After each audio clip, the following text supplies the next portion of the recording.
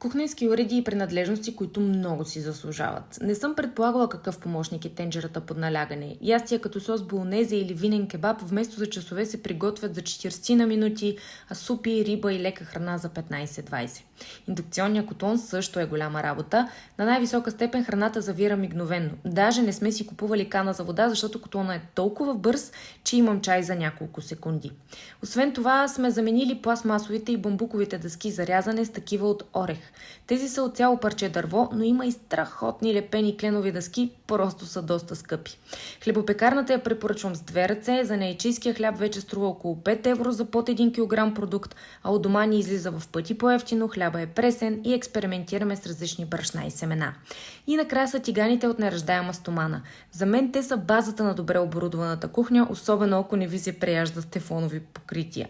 В едно от първите видеа, които съм качвала тук, обяснявам как се използват, може да го намерите. Последвайте ни за още полезни видеа.